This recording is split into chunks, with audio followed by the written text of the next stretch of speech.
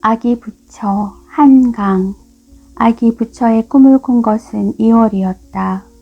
동남아시아 어디쯤인 것 같기는 한데 이름을 알 수 없는 먼 나라에 가 있는 꿈이었다. 아기 불상을 보기 위해 나는 버스를 타고 어디론가 달려가고 있었다. 정류장에 내려보니 탁 트인 벌판에 오디빛에 처음 보는 꽃들이 흐드러져 있고 먼 구름 위로는 황갈색 구름장들이 섬세한 나선 문양을 그리며 피어오르고 있었다.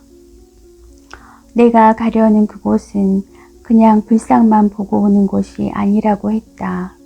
약수를 뜨는 작은 동굴 속에 진흙으로 빚어진 아기 부처가 있는데 그걸 자신의 손으로 주물러서 만들어진 얼굴을 보고 오는 것이라고 했다.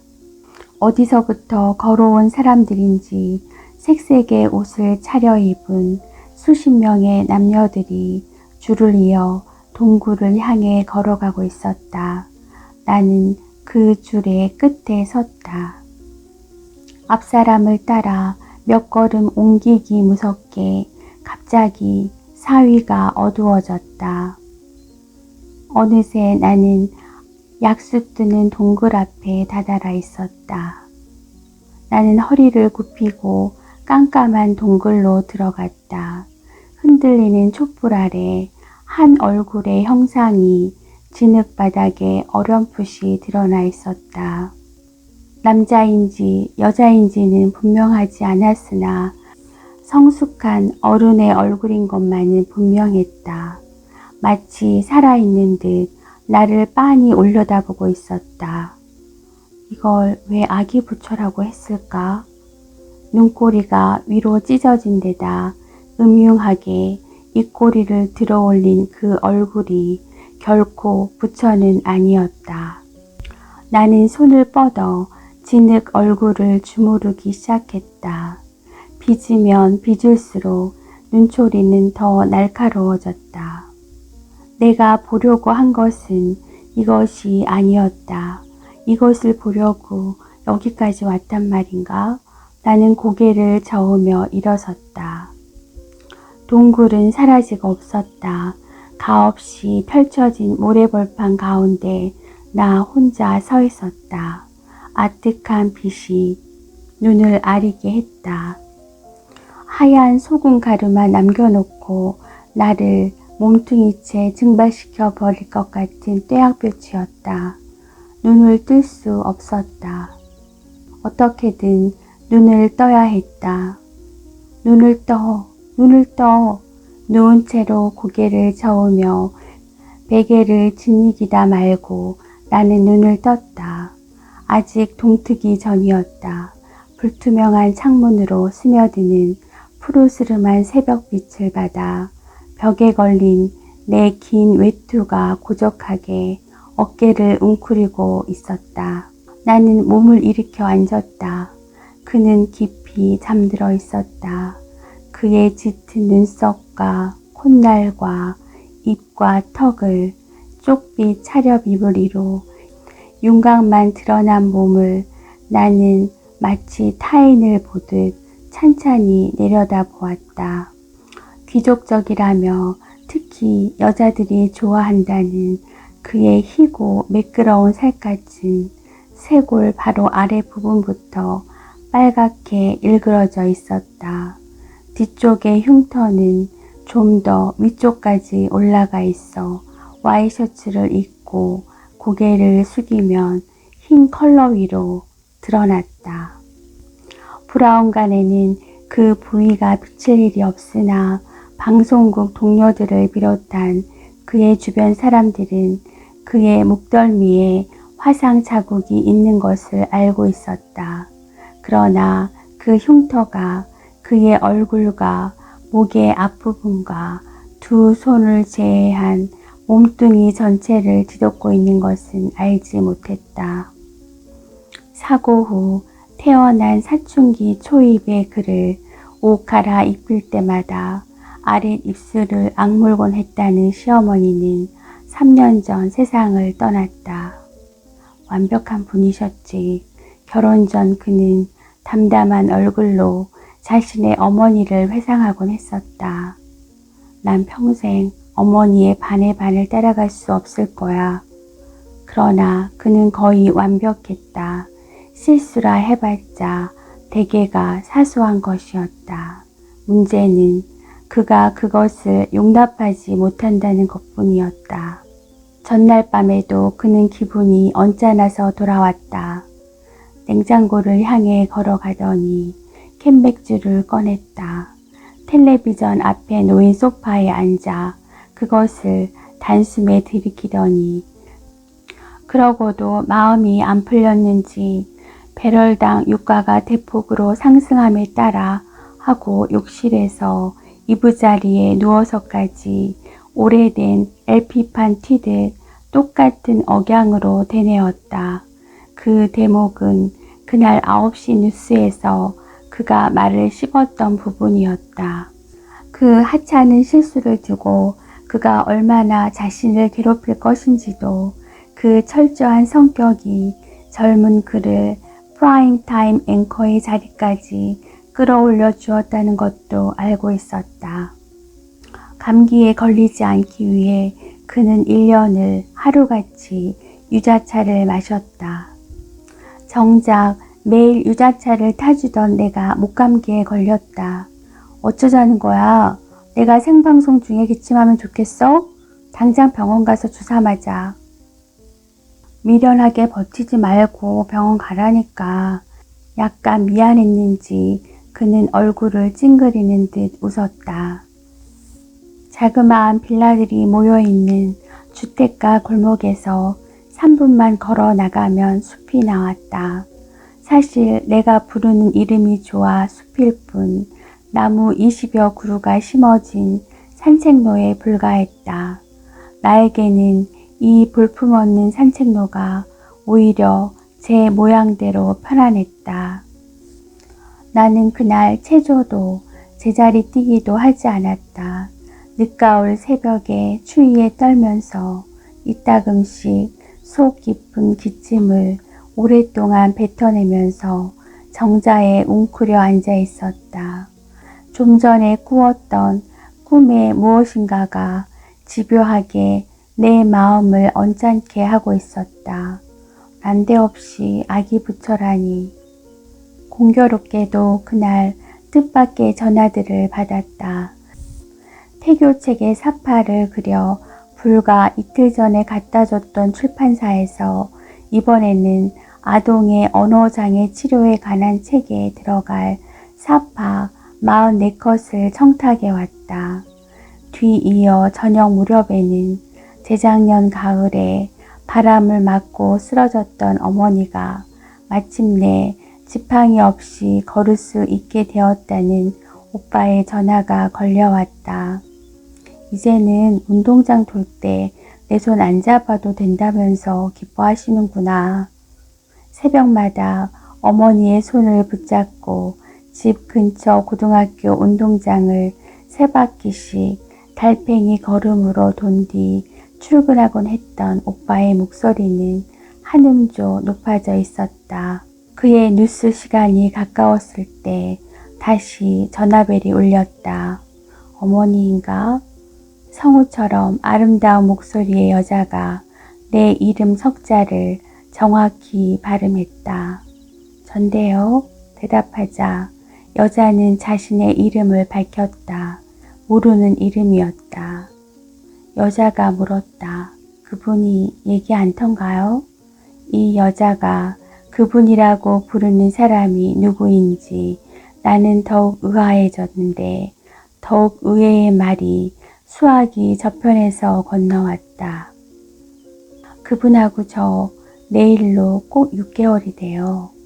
고백하자면 그때 나에게 정작 놀라웠던 것은 그 여자의 말보다 그것에 이끌려 나온 내 마음의 반응이었다.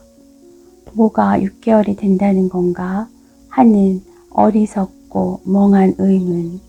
방송만 끝나면 집으로 곧장 돌아오던 그가 몇 달째 종종 늦었던 까닭. 늦은 이유를 설명해 놓고는 시간을 두고 내 반응을 살피는 기색이었던 까닭, 들떴다가 침울했다가 유달리 감정의 기복이 심했던 까닭이 한 가지 답으로 모아진 것이다.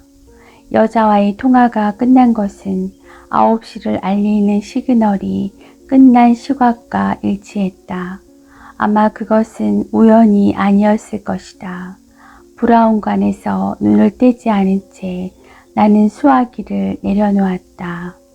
그는 언제나처럼 진지하게, 그 진지함에 일생을 건 사람처럼 간절하게 인사말을 했다. 이 편을 그윽히 응시하는 그의 눈을 실은 프롬프터에 비친 자신의 원고를 읽고 있을 잘생긴 눈매를 바라보다가 나는 피식 웃었다. 웃음이 그쳤다가도 그의 얼굴만 나오면 다시 발작적으로 터져나왔다. 숨을 헐떡이며 생리적인 눈물을 닦으며 여전히 킥킥대며 나는 리모컨의 오프 버튼을 눌렀다. 형광등을 켜지 않았던 데다 텔레비전이 꺼지자 거실은 어둡고 고요했다. 심호흡 3번을 한 뒤 나는 일어서서 베란다로 다가갔다. 그때였다. 눈을 깜빡이지도 않았는데 마치 암전되듯, 아니 암전이라면 어두워지는 것일 텐데 반대로 어둠이 꺼지고 날카로운 빛이 두 눈을 찔렀다. 동굴 속에서 나를 올려다보던 일그러진 얼굴이 그 빛 속에서 양각처럼 도드라졌다. 환영은 사라졌다. 바람은 여전히 선택하게 내 얼굴을 훑고 있었다. 왜 그걸 아기 부처라고 했지? 마치 생시에 본 부조리한 것들에 대해 의문을 품듯 나는 눈살을 찌푸렸다. 다음 날 그가 점심 약속이 있다며 10시 반쯤 집을 나서는 것을 보고 나도 출판사로 갔다. 최선희 씨, 혹시 사파가 들어갈 유아신서 초교지를 받아드는 나에게 단발머리 편집장은 유난히 뜸을 들이며 미소를 흘렸다. 혹시 앵커 이상엽 씨가 남편 되세요? 나는 어정쩡한 미소를 지으며 그렇다고 했다. 설레는 어린아이처럼 편집장의 눈이 빛났다. 내가 어색해 하는 것을 마치 눈치채지 못한 듯 그녀는 도대체 어떻게 만나신 거예요? 하고 채근하듯 물었다. 그렇게 물을 때 사람들은 내 평범한 얼굴과 키며 몸매를 유심히 살피는 기색이었다. 별 유명세 없는 예술 전문대를 나온 내 이력이나 평범함에도 못 미치는 집안을 아는 사람들이면 더욱 그랬다. 어쩌다가 그와 어깨를 나란히 하고 거리를 걷다 보면 수군대는 소리가 들려왔다.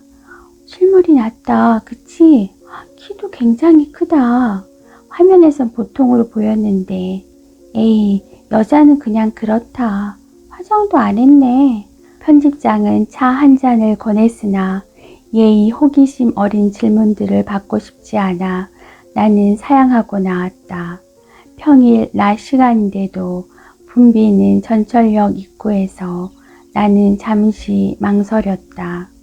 이런 날 지팡이 없이 걷는 어머니의 모습을 보고 들어가는 것도 나쁠 것 같지 않았다. 어머니는 눈도 들지 않고 왔냐? 했다. 볕이 들어오는 거실 한쪽에 신문지를 깔아놓고 먹을 가는 중이었다. 깊은 먹내가 고즈넉이 현관까지 번져 있었다. 나는 어머니에게 잠깐 붓을 주워보라고 했다. 새 화선지를 펴고 새 필에 먹을 묻혀 그 관세음보살의 모습을 그렸다.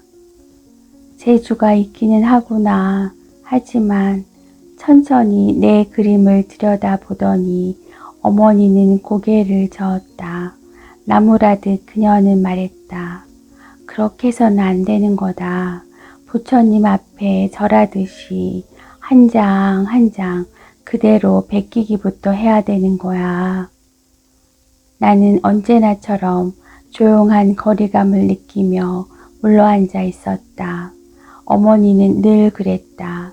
깊은 산같이 속내를 알 수 없고 어려웠다.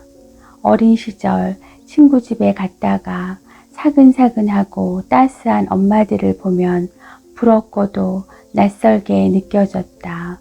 꼭 필요한 말이 아니면 할 줄 모르는 내 성격은 어머니로부터 배운 것이리라.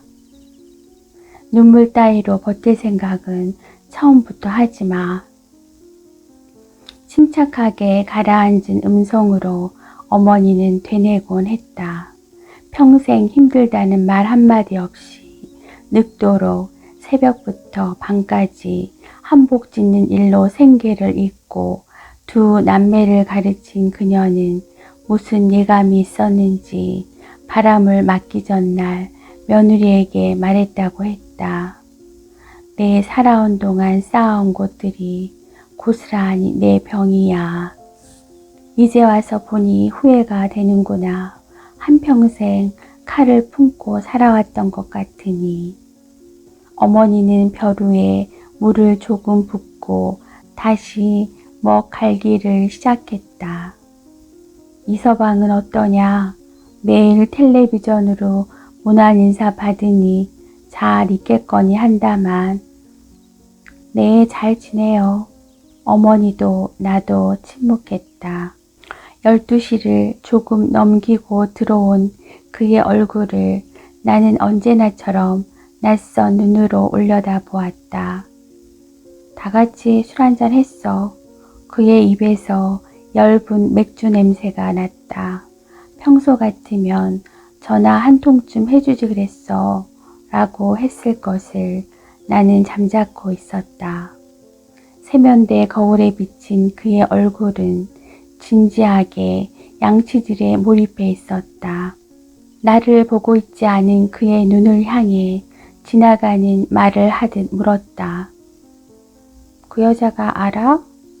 입술 위로 넘친 치아 거품을 물고 거울 속에 그가 나를 보았다.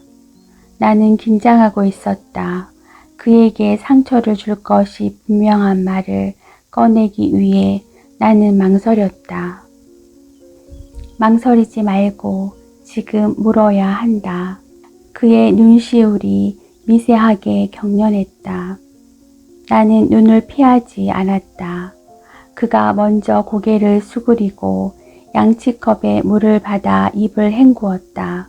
얼굴을 수건에 닦은 뒤 고무 슬리퍼를 벗고 걸어 나왔다. 빠듯한 간격으로 내 옆을 스쳐 지나갔다. 전화하겠다더니 했군. 소파에 앉으려다 말고 그가 중얼거렸다. 그엔 당신과 달라. 침착한 얼굴이었지만 마치 오랫동안 억눌러 왔던 이야기를 꺼내듯 그의 말끝에는 힘이 들어가 있었다. 그 여자는 그를 그분이라고 하고 그는 그 여자를 그 애라고 하는구나. 나이 차이가 그렇게 많은가? 하고 나는 생각했다. 당신같이 이중적이지 않아. 내 모든 걸 다 좋아할 거야. 조금 있다가 나는 다시 물었다. 그럼 아직 몰라? 벼랑간 그의 주먹이 벽을 내리쳤다. 숨이 찬 사람처럼 그의 어깨가 들먹거렸다. 그는 의식적으로 음성을 낮추고 있었다. 말했잖아. 그 애는 당신 같지 않을 거야. 나 같은 게 어떤 건데? 그가 마침내 고함을 질렀다. 그걸 꼭 내 입으로 말해야겠어? 그의 얄짤한 입술이 경련했다. 난 바라는 게 없어. 그의 흥분이 식기를 기다려 나는 말했다. 그래서 그 사람더러 바라는 대로 하라고 했어. 그는 대답 없이 내 눈을 똑바로 쏘아 보았다. 이 순간 그의 눈에서 번쩍이는 것이 무엇일까? 증오일까? 경멸일까? 분노일까? 나는 말없이 그의 얼굴을 올려다보고 있었다. 성우같이 부드럽고 아름다운 목소리로 여자는 나에게 말했다. 두 분 사이에 애정이 없으시다고 들었어요. 같은 이불을 덮고 자긴 하지만 각방을 쓰는 거나 마찬가지라고 하던데요. 그녀는 마치 쪽지에라도 적어 두었던 것처럼 정확한 논리로 그녀가 전화한 이유를 설명했다. 그분은 자신에게 이런 일이 생긴 것을 괴로워하시는 것 같아요. 아시겠지만 완벽주의자시잖아요. 얘기를 꺼내는 걸 꺼리시는 것 같아요. 그래서 그분 모르게 제가 전화한 거예요. 그녀는 그를 사랑한다고 했다. 아니, 그녀의 말씨로 미루어 보자면 존경한다는 표현이 더 어울렸을 것이다. 사랑하는 사람들끼리 사는 게 좋지 않느냐고. 만일 내가 그에게 애정이 없다면 더 이상 같이 사는 게 무슨 의미가 있느냐고 그녀는 말했다. 저는 바라는 게 없어요. 그쪽이 바라는 대로 하세요. 라는 말은 마치 오래 준비해 두기라도 한 것처럼 순순히 내 입에서 흘러나왔다. 그녀의 말맞다나 완벽주의자이고 때로 독단적인 그의 성격이 권위적인 것이나 틀에 박힌 것을 싫어하는 내 성격과 잘 들어맞지 않는다는 것을 나는 처음부터 알고 있었다. 진심으로 그를 사랑한다. 헤어져서는 살 수 없을 것 같다는 것도 아니었다. 세간의 조명을 한 몸에 받는 남자가 나처럼 평범한 여자에게 관심을 가진 데 대한 놀라움이 오히려 더 큰 비중을 차지하고 있었을 것이다. 내가 결혼을 결심하게 된 것은 그가 살던 오피스텔을 처음으로 방문한 뒤였다. 식탁을 사이에 두고 함께 커피를 마시며 담소를 나누다가 무슨 말인가를 꺼낼 듯 말 듯 망설이던 그는 찻잔을 내려놓고 일어섰다. 곁으로 오려는 건가? 의아해하는 나를 건너다 보며 그는 와이셔츠 단추를 풀기 시작했다. 큰 불이었어. 다행히 죽거나 불구가 된 식구들은 없었지. 그가 와이셔츠를 다 벗기 전에 나는 이미 숨을 죽이고 있었다. 식탁 위에 매달린 30와트 백열등이 그의 붉게 일그러진 몸을 비스듬히 비추었다. 이제 알겠지? 내가 여름에도 긴 셔츠만 입는 이유를. 농담을 가장한 그의 목소리가 떨고 있었다. 수영장에 안 가는 이유, 와이셔츠 윗 단추를 풀지 않는 이유를 알겠지? 침 덩어리를 삼키는 그의 목울대가 경련했다. 그의 눈은 헤아릴 수 없는 용기와 두려움을 함께 담은 채 번들거리고 있었다. 나는 그의 흉터와 용기를 함께 받아들이기로 했다. 결혼을 준비하면서 우리는 몇 가지 공통점을 서로에게서 발견했다. 강한 성품의 어머니 밑에서 외롭게 자랐다는 것, 그다지 넉넉하지 않은 집안의 태생이라는 것, 피차 누군가로부터 재정적인 도움 받기를 죽기보다 싫어한다는 것, 그러나 보물찾기처럼 발견해낸 그 귀중한 공통점들에도 불구하고 결혼 초부터 우리의 관계는 삐걱거렸다. 치밀한 성격의 그는 예상치 못했던 사소한 일로 평정이 무너져 버리곤 했다. 그 무섭도록 철저한 성격의 내면에 어떤 불안이 도사리고 있었기에 그랬을까. 일단 이성을 잃으면 그는 자신의 감정을 자제하지 못했다. 여느 신혼의 부부들처럼 우리는 종종 다투었다. 단지 다른 점이 있다면 다투고 난 뒤면 내 마음이 이상스러울 만치 냉정해졌고 사리를 품지 않은 서늘한 마음으로 차라리 그가 죽어버렸으면 하고 바랐다는 것이다.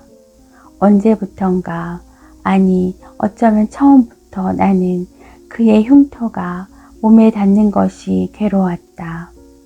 싸움은 횟수를 거듭할 때마다 조금씩 격렬해졌다.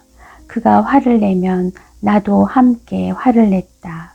시작이 어려웠을 뿐 감정의 폭발이라는 것도 시간이 흐름과 함께 습관이 되었다.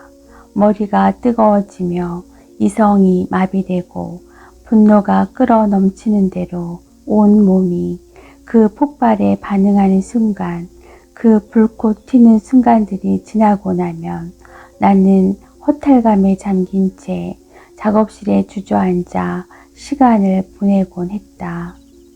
이따금 나는 속으로 중얼거렸다. 하루하루를 인내하고 있는데, 너의 몸을 견디며 살아주고 있는데 어떻게 네가 나한테 이럴 수가 있니? 사람들은 미처 눈치채지 못했을지 모르지만 나는 내 그림에서 무엇인가가 급속히 떨어져 나가고 있는 것을 느낄 수 있었다. 그것은 다름 아닌 여유였다.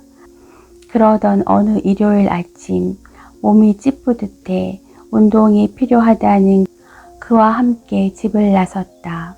무더위가 시작되던 즈음이었다. 말없이 오르막길을 오르다가 나는 멈춰섰다. 왜 안 오는 거야? 위쪽 둔덕에 서서 짜증을 내는 그에게 나는 말했다. 딱따구리를 봤어.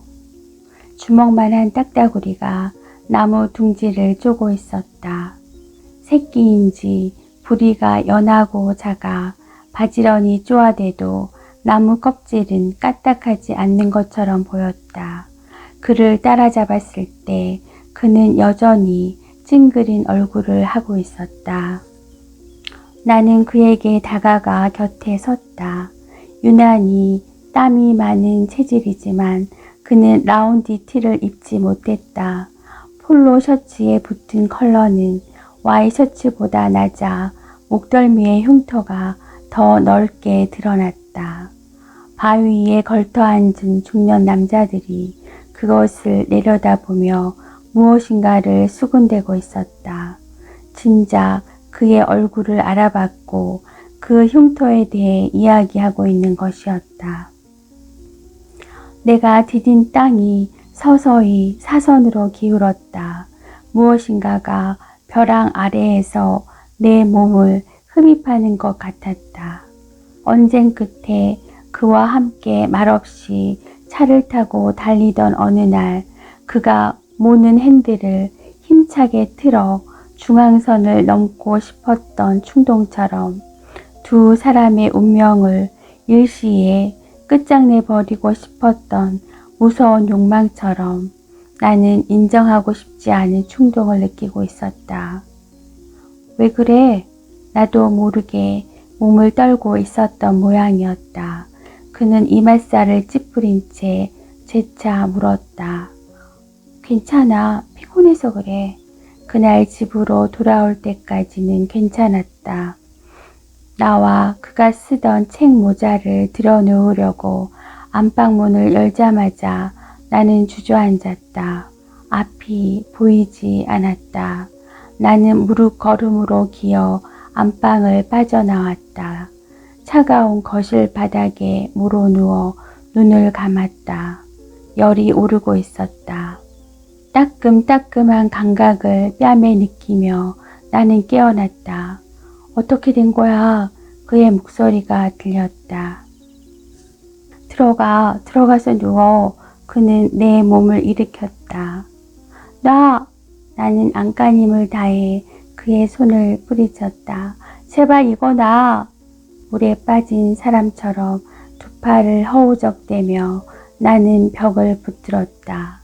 그는 놀란 것 같았다. 어딜 간다는 거야? 잠깐만. 나는 헐떡이며 말했다. 잠깐만 쉬었다가 나갈 거야. 눈을 감았다 떴다. 여전히 안 보였다. 스트레스와 같은 정신적 이유로 이런 증상이 일어날 수 있다는 말을 언젠가 들은 기억이 있었다. 나는 자신에게 속삭였다. 심호흡을 했다. 괜찮아. 침착해. 너는 저 방에 들어가지 않아. 라고 다시 속삭였다. 평생 다시는 저 이부자리에 눕지 않을 거야. 그러니까 침착해. 어딜 가는 거야 그 몸으로. 어깨를 붙드는 그의 얼굴을 외면하며 나는 거칠게 현관문을 닫았다. 갈 곳이 없었다. 저녁이 내리는 산책로를 따라 허전허전 걸어갔다.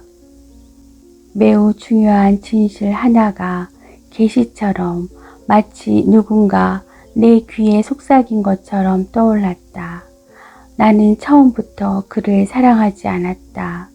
믿기지 않는 일이었지만 나는 그의 흉터 때문에 그를 사랑한다고 생각했고 이제 그 흉터 때문에 그를 혐오하고 있었다.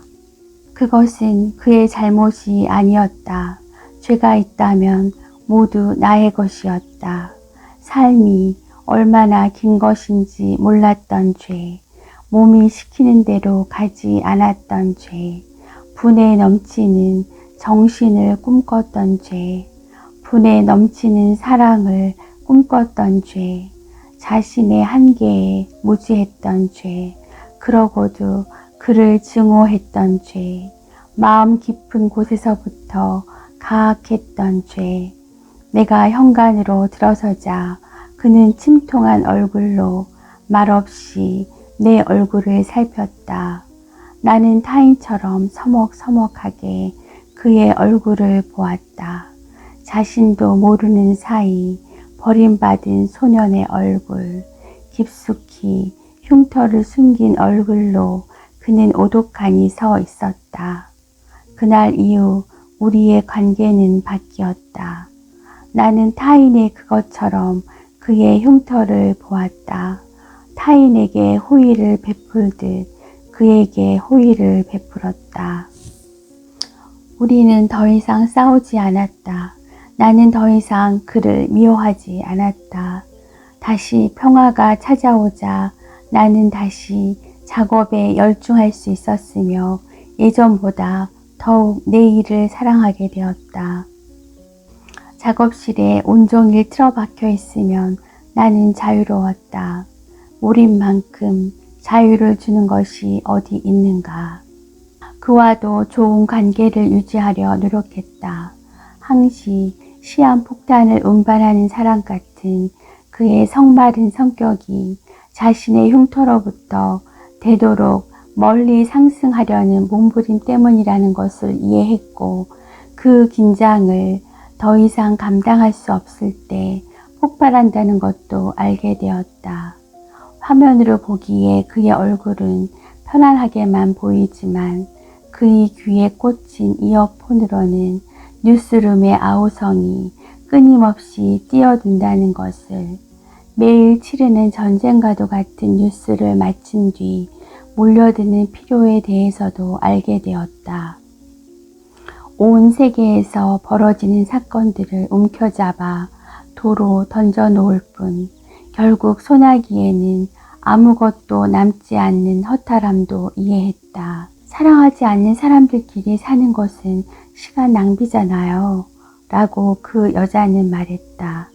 그런가? 나는 시간을 낭비해 온 건가? 그 여자의 전화를 받은 2월에 나에게 일어난 가장 큰 변화는 뾰족한 것에 대해 비정상적으로 예민해진 감수성이었다. 시간 낭비, 작업에 몰두해 있다가도 문득문득 와이셔츠 핀처럼 머리에 꽂히는 여자의 말에 나는 고개를 젓곤 했다. 3월 들어 유난히 자주 체를 한다 싶더니 급기야는 하루 걸러 한 번씩 토악질을 했다. 위 내시경 검사를 받았지만 위장에는 이상이 없었다. 언어장애 아동 치료소에 넣을 사파는 거의 끝나가고 있었지만 혼자 생활하게 되면 아무래도 생활이 불안정할 터여서 아름아름으로 일거리들을 수소문한 탓에 동화 일러스트부터 에어로빅 책자까지 맡아만 놓고 손도 대지 않은 상태였다.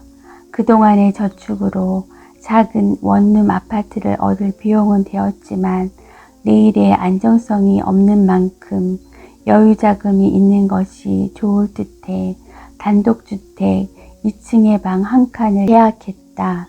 이삿날은 4월의 둘째 일요일이었다. 그는 거의 매일 밤 자정 너머까지 들어오지 않았다. 한데 오히려 피로를 덜 타는 것 같았다. 아침이면 예전보다 일찍 일어났고 얼굴에는 생기가 반짝였다. 여자는 그가 일하는 방송국 교향악단의 바이올리니스트라고 했다.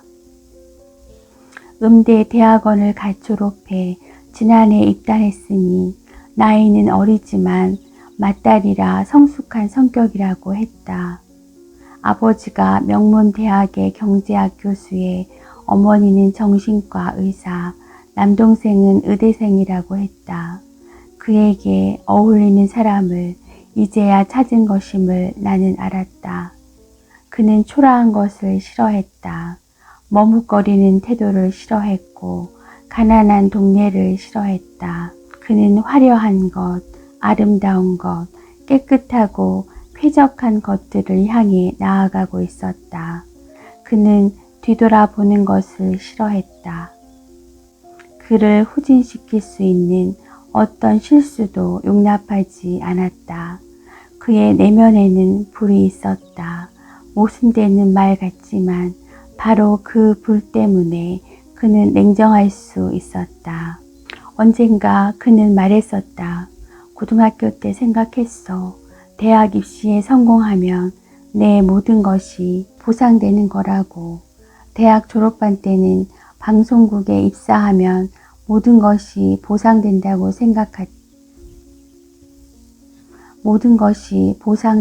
생각했지. 실없어 보이는 친구들과는 어울리지 않았어. 시시한 연애도 하지 않았어. 나는 더 높이 올라갈 생각이었으니까. 아주 높이 올라간 상태에서 뒤돌아 보았을 때 후회될 만한 짓들은 하고 싶지 않았어. 그는 지나칠 만큼 단순하게 상승을 욕망했으며 동시에 지나치게 복잡하게 계산하고 의심하고 이미지를 관리했다. 그는 가을 학기부터 모교의 대학원에서 신문 방송학을 공부할 계획이었고 학기가 시작되기 전까지 방송가 이야기를 써서 넘기기로 출판사와 계약을 맺은 상태였다. 일단 목표가 생기면 그는 최선을 다했다. 예전에 나를 만날 때 그랬던 것처럼 그는 완벽한 애인일 것이다. 그녀를 얻고 나면 다시 자신의 계획에 철저히 충실할 것이다. 그분을 사랑해요 라고 그 여자가 말했을 때 나는 그녀를 반쯤만 이해했다. 내가 매혹됐던 것처럼 그녀도 매혹되었을 것이다. 진실한 눈길에 끌리고 정확한 말법에 은은히 스며 나오는 사양에 끌렸을 것이다.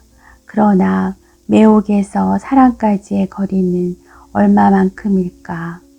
왜 나는 그분을 사랑해요 라고 아무에게도 말한 적이 없었고 그녀는 그토록 쉽게 그 말을 몸 밖으로 내보낼 수 있었을까? 나는 그가 잠들 때까지 작업실에 틀어박혀 있다가 2시쯤 거실 소파에 누워 담요를 덮었다. 3월 중순의 밤에 나는 그 여자의 얼굴을 보았다. 위장이 조금씩 달래지고 다시 작업에 몰입하기 시작하던 즈음이었다. 그는 방송을 끝내고 바로 들어왔는데 그간 집에서 입을 여는 일이 없었던 그는 그날에야 내 얼굴을 자세히 살핀 모양이었다. 얼굴이 왜 그렇지? 내 얼굴? 백지장 같은데 어디 이상이 있는 거야? 위 내시경을 찍어봤어. 뭐래? 배고 같대. 아무 이상 없대. 다행이군. 고개를 끄덕이면서도 그는 당혹스러운 얼굴을 했다. 그럼 어디가 이상이라는 거야? 이상 없대. 마음의 병이래. 그는 멍한 눈으로 물었다. 마음이 괴로워? 마치 나에게 마음이라는 것이 있다는 것을 처음 알았다는 듯 그의 어조는 강한 의심을 드러내고 있었다. 그의 휴대전화가 울렸다. 잠깐 나갔다 올게. 까닭없이 마음이 안정되지 않아 거실을 서성거리다가 나는 거울 앞에 멈췄다. 나에게 무심한 그가 발견해냈을 만큼 충난 얼굴을 들여다봤다. 사람의 얼굴이 짧은 기간에 얼마나 달라질 수 있는 것인지 코는 두드러지고 눈두덩도 뺨도 꺼져 생명의 빛을 찾아볼 수 없는 낯선 얼굴이 거기 있었다. 문득 나는 거울에서 물러서 거실 창문을 열었다. 외등이 환하게 비치는 주차장 입구에 트렌치 코트를 입은 그가 서 있었다. 갈색 소형차 앞문에 길에 서서 한 여자가 그를 마주보고 있었다. 길고 풍성한 갈색 머리가 곱슬곱슬하게 허리까지 흘러내린 키 큰 여자는 연회색 수트 차림이었다. 외등이 정면으로 그녀를 비추는 데다 내가 내다보는 창에서부터 직선거리가 얼마 되지 않아 나는 그녀의 뚜렷한 이목구비를 알아볼 수 있었다. 목소리만큼이나 아름다운 얼굴을 한 여자였다. 눈물에 젖은 뺨이 불빛에 반짝였다. 내용은 알아들을 수 없었지만 그들은 언쟁을 하고 있었다. 그는 그 여자의 어깨를 가볍게 두어 번 두들기더니 양팔로 안았다. 그에게 안긴 그녀의 얼굴이 그의 어깨 위로 보였다. 비록 울고 있었지만 그녀의 얼굴에는 멀리서도 똑똑히 알아볼 수 있는 빛이 있었다. 그것은 사랑에 빠진 사람의 광채였다. 나는 작업실로 들어갔다. 나는 겉옷을 입은 채 소파 위에 몸을 누이고 담요를 목까지 끌어올렸다. 피로가 밀려오는데도 잠이 오지 않아 시간 반 가까이 뒤척인 뒤에야 눈을 붙일 수 있었다. 그날 밤 다시 아기 부처의 꿈을 꾸었다. 캄캄한 동굴 속에서 흔들리는 흰 초의 불빛 아래 얼굴은 음산하게 웃고 있었다. 나는 손을 뻗었다. 얼굴 주변에 붉은 진흙을 떠 그 위에 덮었다. 흙을 덮고 힘차게 밟아 도독한 무덤을 만들었는데 발을 떼고 나자 오히려 더욱 선명하게 살아난 얼굴이 나를 올려다보았다. 일그러진 이마, 입꼬리를 치켜 올린 웃음, 차갑게 빈정대는 듯한 눈꼬리가 또렷이 도드라져 있었다. 묻어버리겠어. 나는 가쁜 숨을 몰아쉬고 있었다. 내 몸이 앞으로 고꾸라진 것은 그때였다. 발이 떼어지지 않았다. 발바닥에 엉긴 찰진 흙이 떨어지지 않았다. 떨어져. 당장 내 몸에서 떨어져. 몸부림치면 칠수록 흙은 외려 더 찰지게 엉겼다. 고함치려 했으나 목구멍이 돋워지지 않았다. 아기 부처가 아니야. 입을 움직일 수 없었다. 숨이 막혔다. 무엇인가가 목을 재어오는 것 같았다. 나는 진흙으로 범벅이 된 오른손을 들어 올렸다. 온 힘을 다해 당겨 떼었다. 동굴이 사라졌다. 무수한 창 같은 빗살이 모래 벌판 위로 내리꽂혔다. 그 그 스님이 그러더라. 관세음보살은 내 속에 있다고. 내 몸이 용서하는 마음으로 그득해지면 그게 바로 관세음보살이라더라. 5장째 관음초를 베끼는 나에게 어머니가 말했다. 용서라니 마치 쇠붙이로 만들어진 사람처럼 평생을 꼿꼿이 살아온 어머니는 어디에 용서하고 말고 할 것들을 쌓아두고 있었나. 후회가 된다. 다 후회가 돼. 이틀 만에 의식을 되찾았던 재작년 가을, 입원실 침대 밑에 모여 앉은 자식들에게 어머니가 처음으로 던진 말이었다. 어머니가 후회한 것은 무엇이었을까? 3000장씩 불화를 베끼는 것으로 무슨 마음을 달래보려고 하는 걸까? 산길은 외지고 질척질척했다. 어머니의 희끗희끗 센 머리털을 보며 나는 따라 걸었다. 이 길을 따라서 계속 가면 너 사는 동네가 나온다더라만 이렇게 걸어서는 닷새가 걸릴지 엿새가 걸릴지 모르겠구나. 집에서도 이 산을 보고 있으면 저 뒷자락에 네가 살고 있으려니 싶었으니 이 산이 너를 나하고 이어주는 것 같아 고맙기도 하고 더 커 보이기도 하더라. 평생 딸에게 곰살구준 말을 건네본 적이 없는 어머니였기에 나는 어떻게 대답해야 할지 몸둘 바를 알 수 없었다. 어머니가 북한산을 볼 때마다 내 생각을 하리라고는 상상조차 하지 못했다. 선이야, 무성한 마른 나뭇가지에 얼굴이 가려진 어머니가 등성이 위에서 나를 불렀다. 내 얇은 마음 한 겹 누덕누덕 기어진 죄와 후회들을 짊어진 채로는 더 올라갈 수 없다는 것을 그때 나는 알았다. 생각을 하지 마라. 아무 생각도 하지 마. 그러자 발에 힘이 갔다. 그날 결국 그에 대해 아무런 말도 꺼내지 못한 채 나는 어머니를 앞세우고 산을 내려왔다. 4월이 가까웠다. 에어로빅 책자의 컷은 성공이었다. 별 기대 없이 빈약한 사파료로 작업을 맡겼던 작은 출판사의 사장은 흡족해하며 다음 일거리를 예약했다. 올 컬러로 들어가는 동화 일러스트도 내 손을 바쁘게 했다. 환상적인 내용이라 흥미를 끌었으며 다채로운 색감을 좋아하는 내가 마음껏 창조성을 발휘할 수 있다는 것이 가장 좋은 점이었다. 생각하는 것으로 해결되지 않는 일들에 대해서는 생각하지 않으리라는 단순한 다짐이 내 마음을 가볍게 해주었다. 그와의 생활로부터 스며나왔던 모든 착잡한 감정과도 이제 작별이었다. 살아있는 동안은 이런 순간이 오지 않을 줄 알았다. 내가 그를 버리지 않는 한 그런 일이 있을 수 없다고.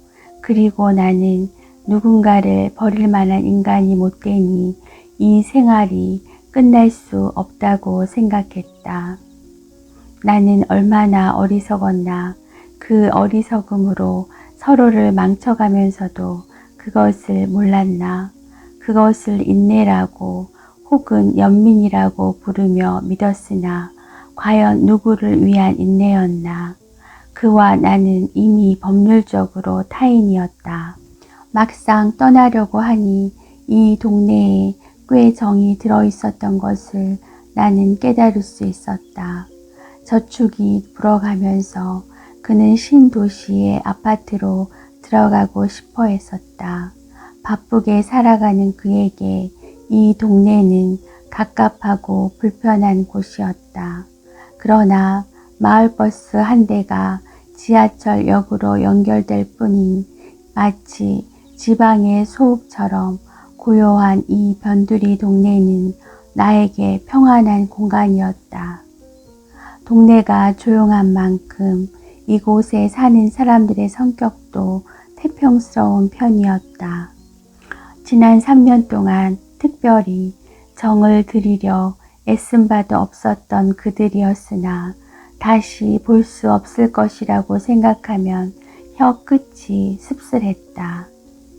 그를 처음 소개받았던 오후, 채광이 좋은 커피 전문점의 창가 테이블에 두 사람만 남고 나자 그는 말없고 착하고 따뜻한 분이라던데 실은 그게 제 이상형입니다 라고 말했었다.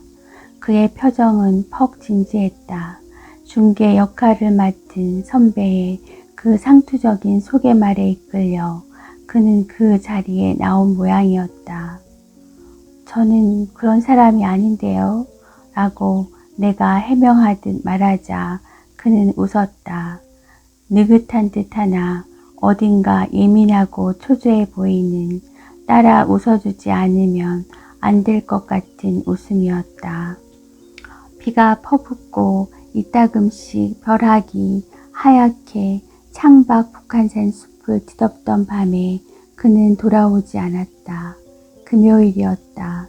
열흘 만에 한 번씩 돌아오는 외신부 당직 근무가 지난주에 지났으니 그에게는 오랜만에 맞는 주말 휴무였다. 딱히 그를 기다린 것도 아닌데 잠이 잘 오지 않았다. 그는 자정을 넘기고 돌아왔다. 열쇠가 없는지 철제 현관문을 거세게 두들겼다. 옆집을 생각했다면 초인종을 눌렀을 텐데 그답지 않은 일이었다. 문을 열어주고 바로 뒤돌아 서려는데 내 옆 얼굴을 향해 그가 침을 뱉듯 말했다. 날 경멸하고 있군. 그의 혀는 형편없이 꼬부라져 있었다. 그는 쓰러지지 않기 위해 발을 옮겨 디뎌가며 중심을 잡고 있었다. 그의 눈에서 거짓말 같은 눈물이 쏟아져 내렸다. 다 똑같아. 그는 주먹으로 눈을 문질렀다. 여자들이란 다 똑같아. 인간들이란 다 똑같아. 그를 부축하지 않은 채 나는 우두커니 서 있었다. 이상하게도 나는 놀라지 않았다. 오래전 점쳤던 카드들 중 하나가 나왔을 뿐이라는 담담함으로 그의 울고 있는 얼굴을 보았다. 그는 비틀거리며 벽을 짚고 균형을 잡고 있었다. 저렇게 일그러지나 그토록 조화롭던 얼굴이 저렇게 흉해지나 세면대에 찬물을 틀어놓고 마개를 잠그지 않아 화르륵 화르륵 소리를 내며 투명한 물이 모조리 흘러내려갔다. 당신을 존경한데 물줄기에 손을 적셔 눈 자해를 문지르다 말고 그는 돌연 키득키득 웃었다. 우스워 못 살겠어. 당신한테 자기가 큰 잘못을 했다는군. 그의 허리가 90도로 꺾였다. 중심을 잃어 그런 줄만 알았는데 그는 두 팔로 세면대 모서리를 붙들었다. 단단한 둥근 면에 머리를 짓짓기 시작했다. 술에 취해 통각이 마비된 것일까? 그는 연신 악을 써댔다. 나는 욕실을 향해 달려갔다. 그만해! 입술을 악문 그의 얼굴이 세면대를 향해 달려들었다. 그만해! 나도 모르게 손을 뻗어 그의 머리를 감쌌다. 재풀에 그의 몸이 타일 바닥으로 나동그라졌다. 손등으로 젖은 뺨을 문질러 닦으면서 나는 흥분하지 않았다. 그 눈물이 다른 누구도 아닌 스스로를 위한 것이라는 것을, 내가 전혀 불행하지 않다는 것을, 그의 반의 반만큼도 불행하지 않다는 것을 나는 알고 있었다. 그날 밤 다시 꿈을 꾸었다. 그것을 아기 부처의 꿈이었다고 해야 할지는 잘 모르겠다. 나는 이름을 알 수 없는 먼 나라를 여행 중이었다. 아름답기로 소문난 아기 불상을 보려고 버스에 실려 하염없이 달리고 있었는데 정류장에서 내리고 보니 끝간데 없이 모래벌판이 펼쳐져 있었다. 아무도 없었다. 내 몸뚱이를 그림자채 증발시켜 버릴 것 같은 햇빛뿐이었다. 어느 쪽으로 가야 하나. 옷을 입은 채 그의 머리맡에서 잠들었던 모양이었다. 푸르스름한 방명이 안방으로 스며들어 와 있었다. 그는 여전히 깊은 잠에 빠져 있었다. 면도를 하루 걸렀을 뿐인 그의 턱은 억센 수염으로 거뭇거뭇했고 흘러내린 이불 위로 그의 맨 어깨와 가슴이 드러나 있었다. 밤사이 그의 이마에는 검푸른 피멍이 익어 있었다. 응고된 먹피를 향해 나는 손을 뻗었다. 그곳에 내 떨리는 손이 닿은 순간 가느다란 신음과 함께 그의 어깨가 소스라쳤다. 나의 아침은 언제나와 같았다. 간이 약수터까지 산책로를 따라 올라가 목조 정자에 걸터 앉았다. 생강향 같은 나무 냄새가 촉촉히 번져 있었다. 얼음 풀린 계곡을 향해 허리를 구부린 소나무들을 바라보다가 나는 새로운 사실을 발견했다. 그러나 이제 보니 같은 푸른색이지만 분명히 달랐다. 겨울에는 견뎠고 봄에는 기쁘다. 누군가가 속삭여준 듯 문득 떠오른 말을 속으로 되뇌며 나는 그 자리에 앉아 있었다. 새벽빛은 천천히 가셨다. 바람이 일 때마다 벌거벗은 나무 가지들이 몸 스치는 소리를 냈다.